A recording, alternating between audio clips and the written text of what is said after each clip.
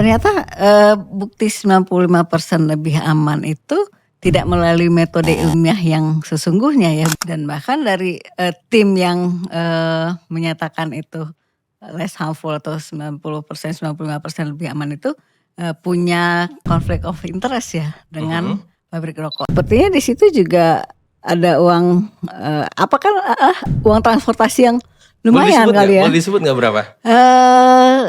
Gini mungkin kalau yang ikut beneran ya bisa koreksi saya sekitar 5 jutaan. Transport 5 juta dalam kota? Ya apapun lah itu, arti bawa dan hanya sebagai peserta? Jadi, biasanya memang sebesar itu? Ya enggak lah, kayak hasilnya nanti kita dibagi ya. Dasar itu saya gak pernah diundang lagi.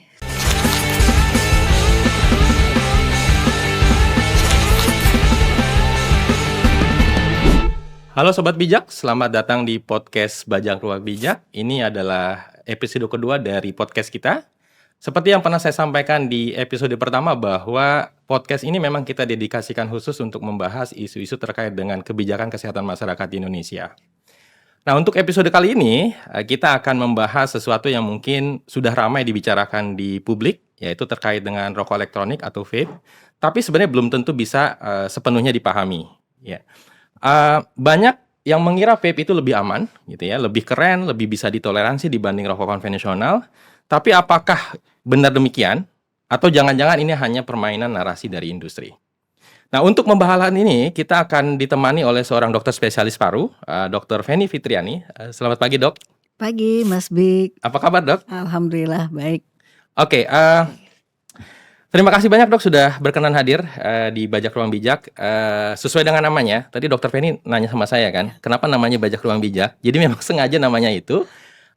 Kita memang ingin membuat ruang digital isinya lebih sehat, lebih edukatif gitu ya, dan tentu berpihak pada kepentingan publik, sehingga namanya memang Bajak Ruang Bijak, membajak ruang digital supaya bisa lebih bijak.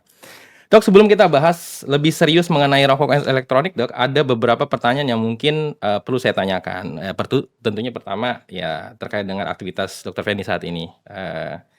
Ya. Praktek di Rumah Sakit Persahabatan ya, Dok ya? Ya, saya praktek di Rumah Sakit Persahabatan, Pusat Rujukan Respirasi Nasional. Terus juga saya jadi staf pengajar di FKUI, dan praktek swasta di dekat rumah. Ya, oke. Di rumah sakit swasta ya. Karena Rumah Sakit Persahabatan itu rumah sakit pendidikannya Universitas Indonesia ya? Rumah Sakit Pendidikan Indonesia dan Pusat untuk Pendidikan Dokter Spesialis Paru, FKUI. Oke, baik. Oke, Dok, kita akan ngobrol mengenai rokok elektronik, tapi mungkin sebelum ke sana, kita kemarin sempat rilis untuk episode pertama ngomongin mengenai beasiswa badminton, influenza dan buzzer. Ada beberapa masukan dari pemirsa.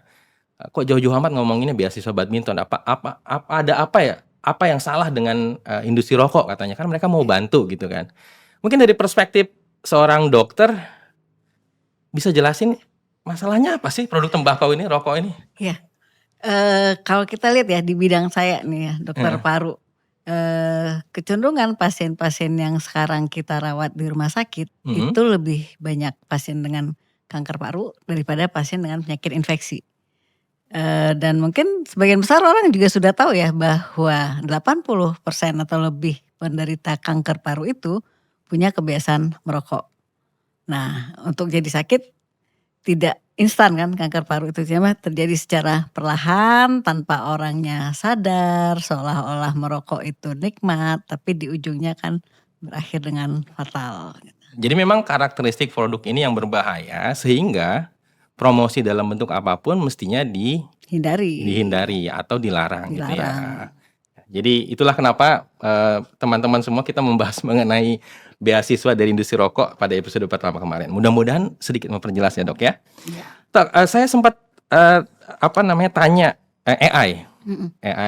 Kan sering kita kalau bicara mengenai rokok, penggalian tembakau, selalu aja ada argumen-argumen yang dalam tanda kutip membela gitu ya, membela perokok gitu ya. Saya tanya AI.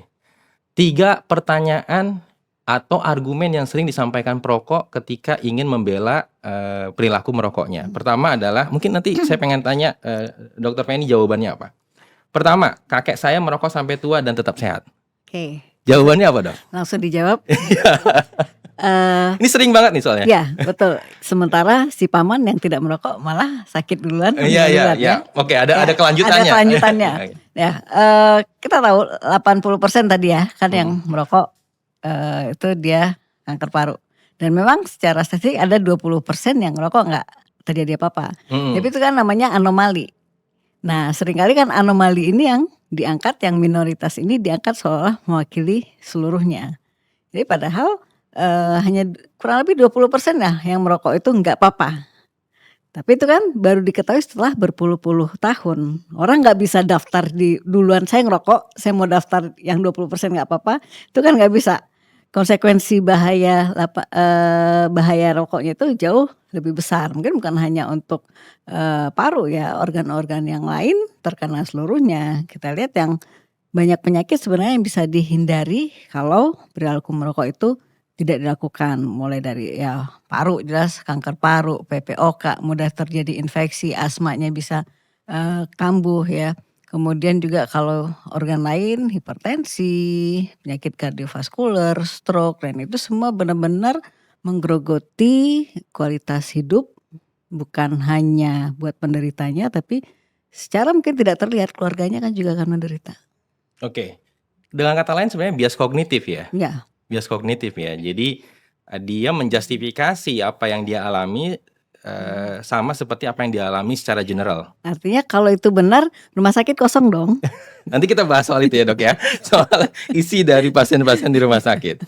Yang kedua dok, pertanyaan kedua, banyak hal lain yang menyebabkan kanker, bukan cuma rokok. Kira-kira apa yang harus dijawab? Betul, banyak hal. Rokok karena memang banyak karsinogenik di situ. Polusi udara juga bisa bisa menyebabkan kanker karena ada karsinogenik di situ. Tapi perilaku merokok itu kan kondisi yang disengaja dilakukan seseorang, sadar nggak sadar, suka nggak suka, memasukkan bahan berbahaya ke dalam tubuhnya.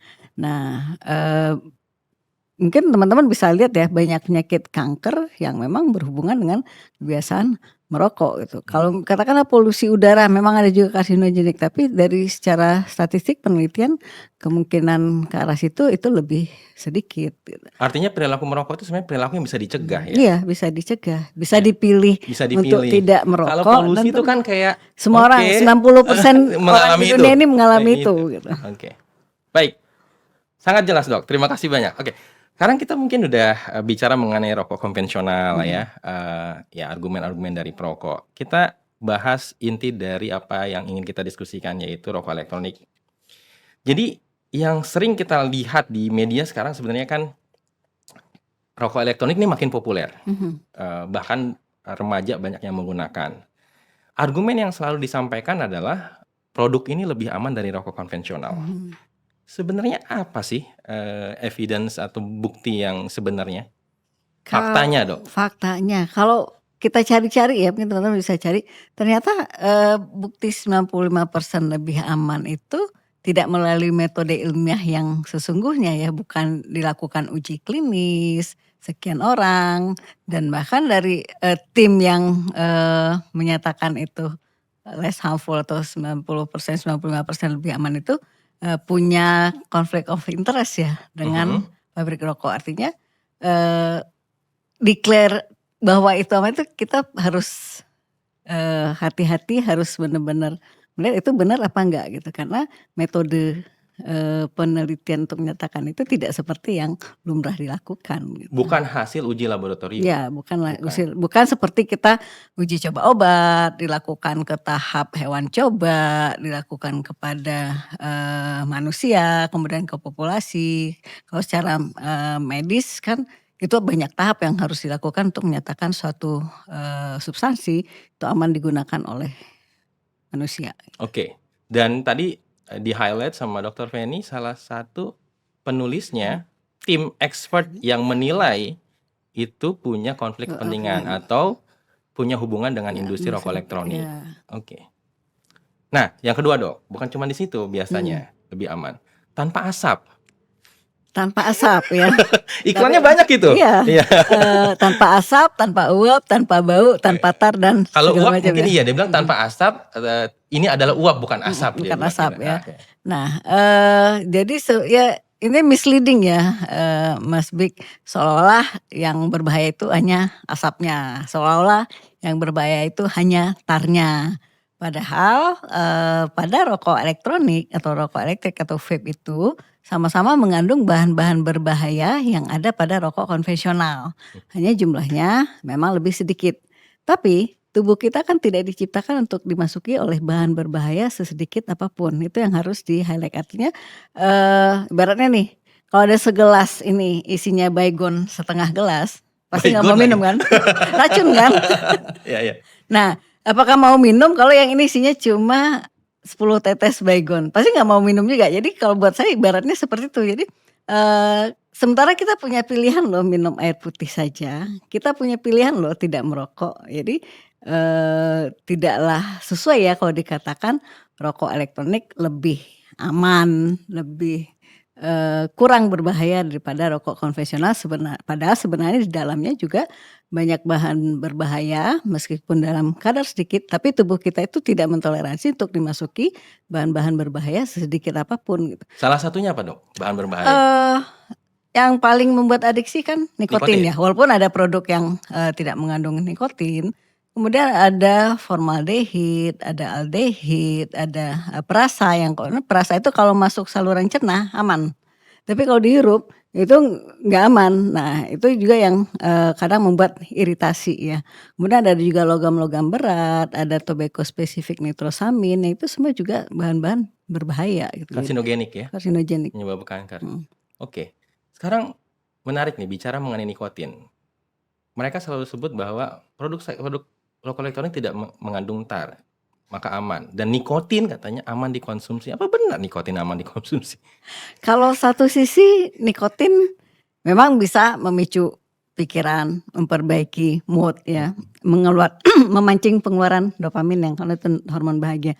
Tapi si nikotin ini masuknya kan dengan bahan-bahan berbahaya. Pada rokok konvensional dia bersamaan dengan 7.000 bahan berbahaya, 60 karsinogenik. Pada rokok elektronik dia pun juga begitu. Ada teman-temannya yang lain yang, juga berbahaya buat tubuh seperti tadi, aldehid, formaldehid, tobacco specific nitrosamin, logam-logam berat. Artinya, jangan dibuat seolah-olah, nikotin ini bahan utama yang bisa kita dapatkan, manfaatnya, tapi dengan menafikan rombongan lain yang ikut bersama dia baik di dalam produk rokok elektronik maupun rokok konvensional gitu. Oke.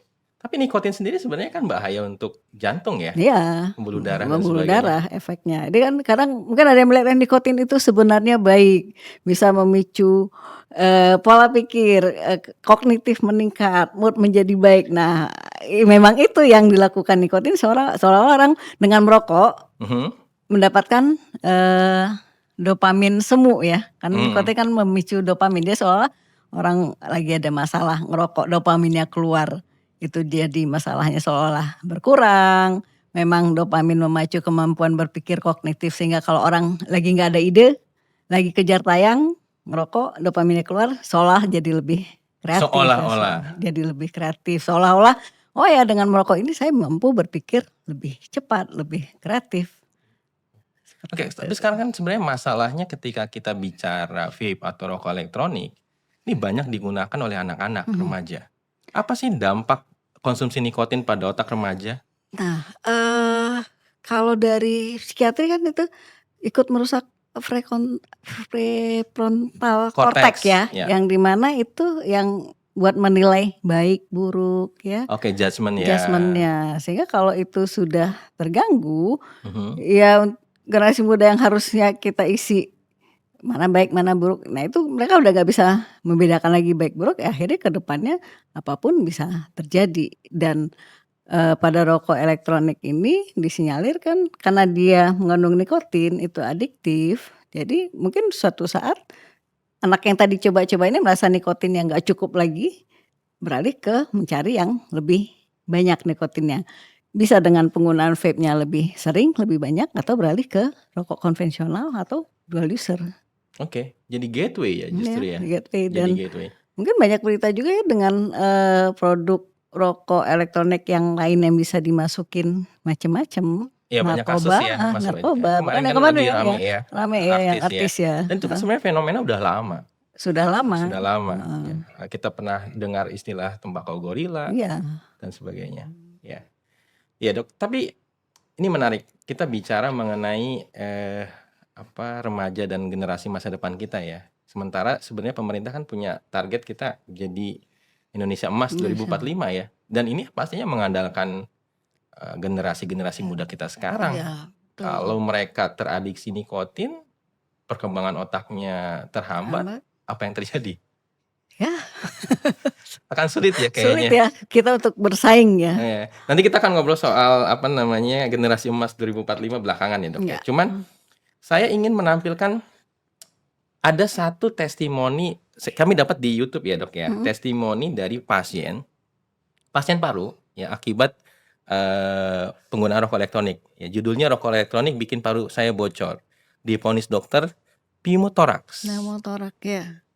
Apa sih itu pneumotoraks? Pneumotoraks itu terdapat udara bebas di dalam rongga toraknya, rongga dadanya, sehingga parunya jadi kempis, ketekan oleh udara yang masuk, sehingga nggak bisa nangkap oksigen kan, dan orangnya jadi sesek. Ibaratnya parunya nggak bisa ngembang karena ketekan udara, ya nggak bisa napas, susah bernapas. Kalau nggak ditolong ya bisa berakibat fatal. Nah itu yang harus dilakukan, dipasang selang untuk mengeluarkan udara di rongga dadanya itu sehingga parunya bisa mengembang kembali seperti semula gitu. Itu operasi bedah besar dong?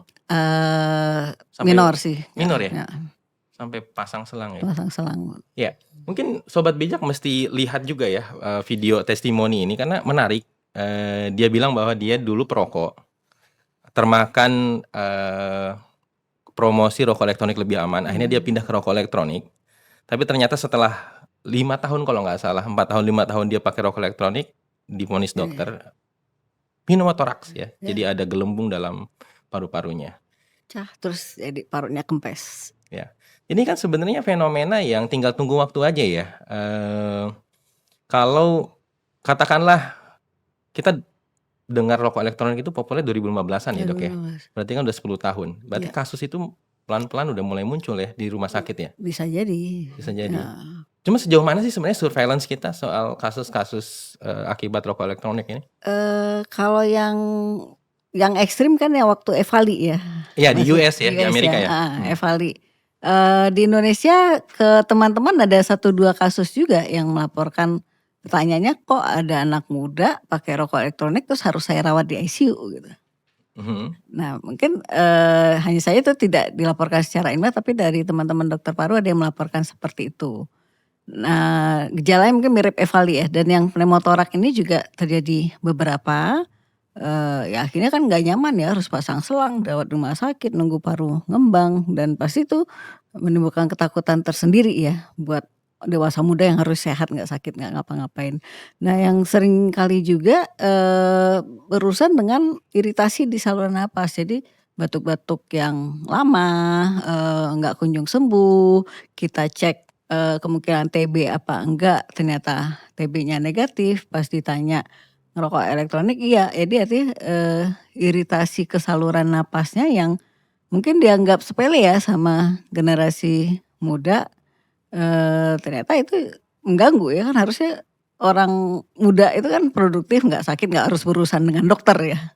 Nah ini yang sering kali datang dewasa muda yang pakai rokok elektronik, batuk-batuknya jadi lama sembuhnya. Ya. Nah ini kan dia sebenarnya korban dari promosi misleading ya. Klaim berlebihan rokok elektronik lebih aman. Nah kami menemukan sebenarnya ternyata beberapa oknum yang promosi juga mengaku berprofesi sebagai dokter. Ini ada salah satu akun Instagram yang aktif sekali yang mempromosikan rokok elektronik, dan ya ini akun Instagramnya, dan dia mengaku sebagai seorang dokter tapi menjual rokok elektronik. Secara etik gimana sih sebenarnya? Ini kan ada dokter nih. Masyarakat secara umum kan dokter aja promosiin loh rokok elektronik. Jadi aman dong gitu. Jadi akhirnya kan termakan. Jadi korban seperti yang tadi kita tampilkan. Gimana sih sebenarnya ini? Kalau posisi rokok elektronik saja kita kan tahu ya, semua Badan Kesehatan Dunia WHO itu kan tidak menyatakan itu alat berhenti merokok, artinya tidak menyatakan itu aman dan tidak dianjurkan. Jadi Kalau saya sebagai tenaga medis kita harus lebih, berhati-hati ya untuk menyampaikan informasi yang tidak misleading kepada masyarakat. Jadi, ya seperti ini, kalau orang mau gampang kan ngambil sesuatu yang sepertinya mendukung pilihannya ya. Jadi harus bijak lah, harus sesuai juga yang sampai sejauh ini, saya tahu FDA, WHO, bahkan juga Perhimpunan Dokter Paru Indonesia itu tidak menganggap rokok elektronik itu aman. Oke. Ya. Tapi kasus-kasus seperti ini boleh nggak saya simpulkan, profesi dokter sudah bukan dimasuki ya, istilahnya disusupi gitu ya? Ya. Ya, oleh, produk rokok elektronik atau sekarang kita sebut sebagai kelompok tobacco harm reduction. Ya, jadi Pernah selalu dengar ini ya nggak tuh? bahasanya itu tobacco harm reduction ya. Oke. Udara yang lebih baik. Bener nggak itu? Pernah, masuk, ada punya pengalaman nggak Dokter Feni?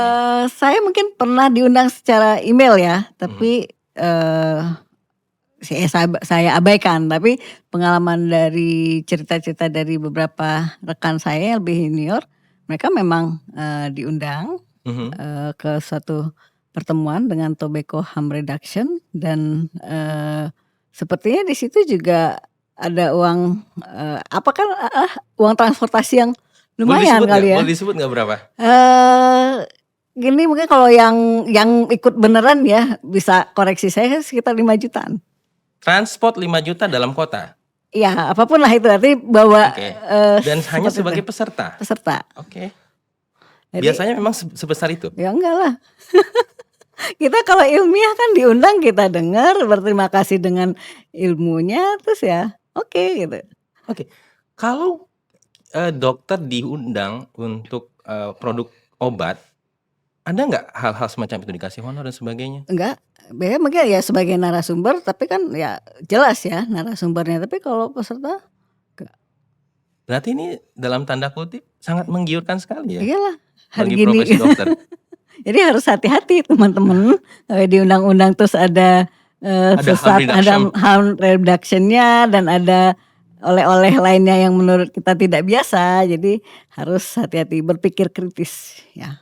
Oke, ini sangat mengkhawatirkan. Saya, sangat concern karena masyarakat secara umum kan sebenarnya mempercayai apa yang disampaikan oleh profesi ya, apalagi dokter dan sebagainya. Kalau dokter sudah, dalam tanda kutip ya, punya konflik kepentingan, mempromosikan produk tertentu, bahkan berbahaya produknya, bukan tidak mungkin banyak yang percaya kan sebenarnya? Bisa jadi, ya.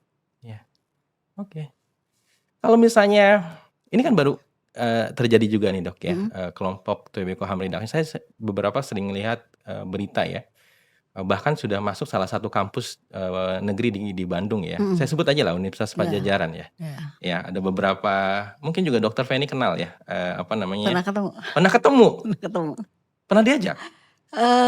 Waktu itu di event pernah, diajak buat, sama menyatakan ini lebih aman ya. Waktu itu di pertemuan itu saya counter kan, kata siapa ini aman gitu. Kalau aman, buktinya apa, dan yang kita khawatirkan pada saat itu anak-anak yang melihat loh gitu.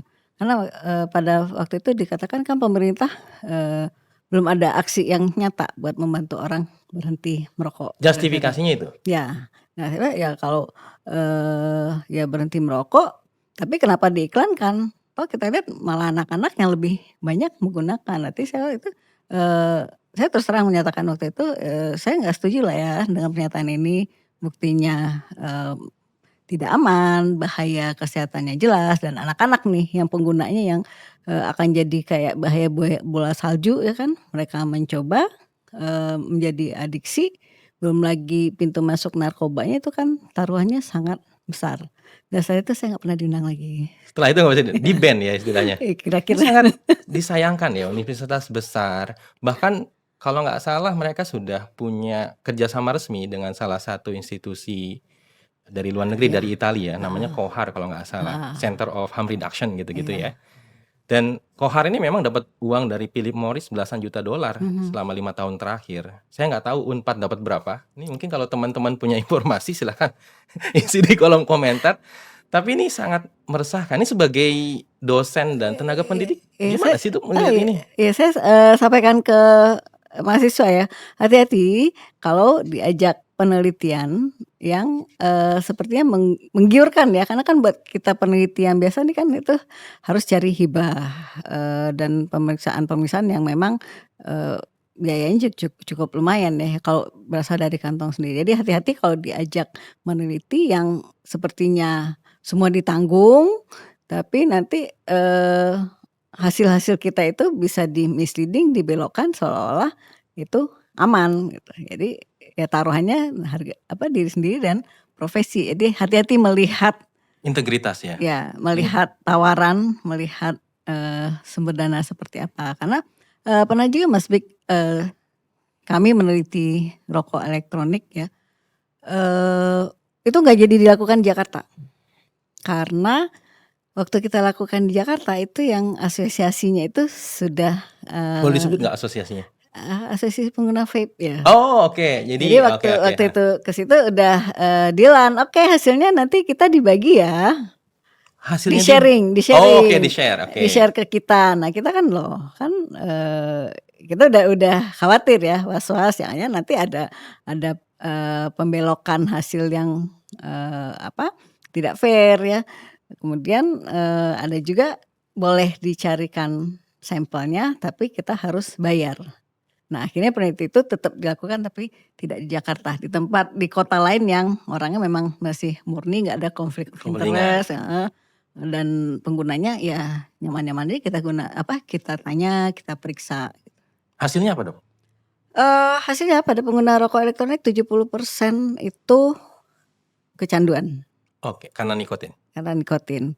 Kemudian kandungan, nikotin yang didapat di urin pada pengguna rokok elektronik yang kita itu sama kandungannya dengan pengguna rokok konvensional 5 batang per hari. Jadi nikotin urin. Jadi kita selain bertanya tentang, adiksinya, kemudian urin pengguna rokok elektronik itu juga kita periksa. Jadi, kotinin urinnya itu setara dengan pengguna rokok konvensional yang 5 batang. Artinya itu buat nikotin loh ya, yang bisa ke-detect, belum lagi kan bahan-bahan berbahaya yang sebenarnya ada. Berapa sampelnya waktu itu Dok? 35-an, pengguna dan 35 kontrol. Oke, jadi case control ya? Case control. Oke. Harus cukup meyakinkan ya, bahwa produk ini memang berbahaya dan nggak bisa dibilang lebih aman dari rokok konvensional karena dua-duanya bahaya. Sama, kalau, di penelitian hewan coba sama kerusakannya cuma kan selalu masyarakat kita, itu kan hewan bukan manusia, belum tentu itu seperti pada manusia akan terjadi seperti itu. Tapi pada penelitian hewan coba itu sama, kerusakannya sama. Tapi kan lagi-lagi repotnya adalah kolega kita yang lain, saya sebut kita ya karena sebenarnya kan kolega ya. Itu justru membuat kesimpulan yang berbeda dengan apa yang sebenarnya terjadi gitu. Dan masyarakat akhirnya bingung. Bingung dan memilih mana yang mereka percaya, Ingin yang mereka suka, yang mendukung apa yang mereka mau gitu. Sebenarnya siapa sih yang harus, ini kan terkait dengan etika ya, terkait dengan konflik kepentingan. Harusnya kampus ya atau komite etik dan sebagainya yang bergerak di isu itu ya, untuk meluruskan atau gimana nih Dok? Kalau komite etik penelitian ya harus ya sebelum itu, diajukan buat penelitian itu harus yang pintar juga melihat misalnya ini mau potensi bahayanya kemana, potensi misleading-nya kemana. Nah itu kan bisa dikawal dari awal oleh komisi etik penelitian pada saat izin penelitian di-submit kan. Tapi masalahnya kalau literatur review repot ya karena nggak perlu uji etik. Iya dan, kalaupun di komisi etik terlihat biasa-biasa saja, pengambilan kesimpulan kan sudah di luar kuasanya komisi etik kan, mau dibawa ke mana pun itu tergantung penelitinya. Oke, ini sesuatu yang agak, bukan agak ya, sangat mengkhawatirkan ya. Sama seperti sekarang Mas Bik, ada jurnal yang menyatakan, rokok elektronik lebih unggul daripada nikotin replacement terapi, yang lain dalam membantu orang berhenti merokok. Faktanya seperti apa sebenarnya? Faktanya berhentinya dari rokok konvensional. Tapi tetap melanjutkan dengan rokok elektronik gitu. Jadi sebenarnya kan tujuan tobacco cessation itu berhenti Semua, sepenuhnya? berhenti semua Sepenuhnya? kan, berhenti sepenuhnya. Tapi di endpoint-nya itu hanya berhenti dari rokok konvensional. Tapi kalau yang ini dia tetap melanjutkan dengan rokok elektronik, ya Itu bukan berhenti bukan namanya? berhenti, tapi itu di situ dianggap berhenti dan orang memilih rokok elektronik untuk berhenti daripada nicotine replacement therapy yang memang sudah di-approve oleh WHO ya sebagai salah satu farmakoterapi untuk berhenti merokok, itu dianggap kalah unggul dibanding rokok elektronik. Nah, orang yang baca kan seolah rokok elektronik memang manjur nih, lebih Karena jago. publik itu sangat senang sekali sesuatu yang lebih sederhana untuk mereka cerna dan ya. Tapi dengan kata lain artinya industri rokok tetap untung ya, karena mereka sekarang kan punya produk-produk rokok elektronik. Iya. Jadi ini untung jangka panjang. Iya, double ya. Double. Ya, jadi kalau misalnya ada konsumen yang tidak konsumsi rokok konvensional, saya punya produk rokok elektronik. Kalau nggak suka baunya, saya punya yang kayaknya lebih lebih aman. Jadi ujung-ujungnya adalah sebenarnya agenda industri ya. Ya. Oke, ini menarik sekali dok. Terakhir, tadi kan saya sempat mention soal generasi emas 2045. Dengan kondisi sekarang ini, utopia apa realistis? Khawatirnya jadi generasi cemas ya. Gitu ya. Dengan ya kalau banyak episode ya yang misleading iklan sehingga anak-anak itu memang mencoba merokok dari iklan kan, dari coba-coba dan 30% kan percaya bahwa mereka merokok akan terlihat keren seperti yang di iklan-iklan, dan itu nggak dibatasin kan. Namanya anak-anak kan ingin tahu. Nah, itu kan sepertinya sederhana, tapi dibalik itu tadi kita lihat prekontra korteknya bisa terpengaruh, membedakan yang baik dan buruk jadi bingung gitu. Nah, gimana mau nggak cemas kita? Kalau kita lihat kondisi di rumah sakit tempat dokter Feni praktik gimana sih? Berapa banyak sih pasien dokter Feni yang punya penyakit paru yang perokok? Kalau dulu waktu saya residen itu penyakit infeksi lebih banyak. Aha. Tapi sekarang pasien-pasien dengan penyakit kanker paru itu lebih banyak yang masuk daripada pasien-pasien karena rumah sakit rujukan. Karena rumah sakit rujukan. Dan seperti tadi 80%-nya adalah orang merokok tapi udah berhenti karena udah sesak napas. Udah nggak bisa lagi. Udah nggak bisa napas biasa aja udah susah, boro-boro ngisap rokok. 80% pasien kanker paru di rumah sakit Persahabatan adalah perokok. Jadi itu sebenarnya bukti yang cukup kuat ya hubungan antara. Seringkali sudah terlambat. Orang harusnya kan memilih pada saat sehat mau jalan yang memang tanpa risiko atau mau yang coba-coba dengan risiko dengan harapan dia masuk kategori 20%. 20% tadi, padahal 80%-nya masuk jurang. Kayak lotre ya. Iya. Kayak main undian tapi probability kita untuk bisa menang tuh kecil sekali gitu ya. Tapi milihnya yang berharap 20%-nya jadi dia gitu. Padahal bisa dicegah. Oke. Ini berat ya. Saya belum pernah sih dok ke rumah sakit Persahabatan ngelihat bangsal paru ya istilahnya ya. Tapi kan pasti juga yang dirugikan bukan cuman si pasien ya, keluarga gimana? Keluarga, si pasien mengatakan pabrik rokok tutup aja, nggak bisa dong, itu kan barang legal, ya. Iya. Nah, udah terlambat ya. Udah terlambat lagian tanpa mengurangi rasa hormat kepada yang sakit. Harus kan pilihan itu kan dilakukan di awal ya, memilih pada saat sehat harusnya memilih perilaku yang tidak membahayakan kesehatan sedikit pun, salah satunya dengan tidak merokok.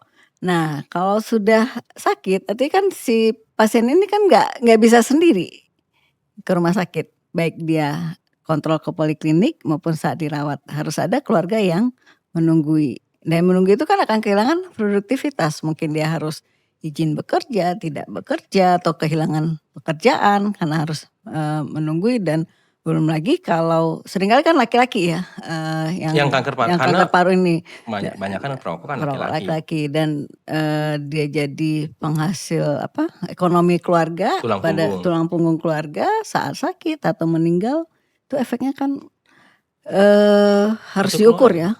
Satu keluarga kehilangan opportunity secara mental, secara ekonomi, secara kesempatan. Jadi umur berapa sih rata-rata dok pasien itu yang kanker paru? biasanya kanker paru muncul setelah 20 tahunan merokok. Jadi makin awal dia merokok, ya mungkin kali ini umur 40 tahunan sudah banyak yang kena kanker paru, umur 60-an gitu. Dan ternyata Mas Bik, pasien-pasien kanker paru itu kalau kita tanya itu merokoknya dari SD. Sangat mudah sekali. Sangat mudah sekali.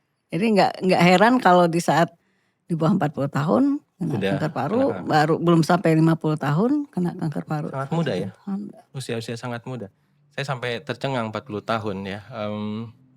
Dan sekarang kita menghadapi produk baru rokok elektronik. Yang bisa jadi juga penyebab kanker. Iya, karena kan statementnya kan keamanan jangka panjangnya kan tidak dijamin. Jadi harusnya kan dihindari, bukan kan belum tentu bahaya, bukan seperti itu kan melihatnya. Kalau sesuatu yang berpotensi bahaya ya kan makin kita hindari itu kan lebih baik. Hanya saya nggak semua orang ya punya pandangan seperti itu. Oke, masalahnya sangat rumit sekali. Oke dok. Oke. Terakhir dok, ada pesan apa? Buat generasi muda aja dok ya. Ya, gimana ya? Kesehatan itu kan investasi ya. Dan kita tahu rokok itu salah satu hal yang dapat mengganggu kesehatan. Dan rokok apapun tuh punya nikotin yang menyebabkan adiksi. Jadi karena adiksi, kecanduan, jadi jangan pernah mencoba karena Anda nggak tahu apakah bisa berhenti atau enggak gitu. Dan segala konsekuensi kesehatannya tadi kita cerita itu nggak bisa di reverse balik loh. Jadi ya penyesalan di akhir ya kalau di awal pendaftaran. Baik, terima kasih banyak Dr. Feni. Kita sudah mendengar ya Sobat Bijak apa yang disampaikan dengan Dr. Feni tadi terkait dengan narasi-narasi salah dari industri rokok, termasuk rokok elektronik yang menyebabkan banyak dari pengguna produk ini juga anak muda.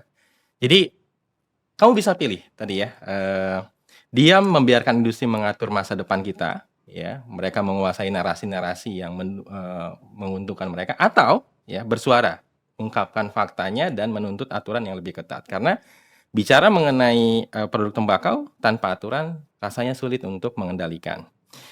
Oke, baik, karena keterbatasan waktu kita harus sudahi dulu obrolan kita hari ini. Terima kasih banyak Dr. Feni. Nah, di episode berikutnya mudah-mudahan ada lagi ya dok ya.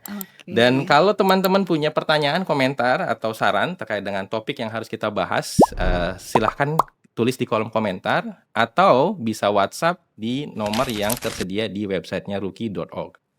Terima kasih banyak, tetap sehat, tetap kritis. Assalamualaikum warahmatullahi wabarakatuh.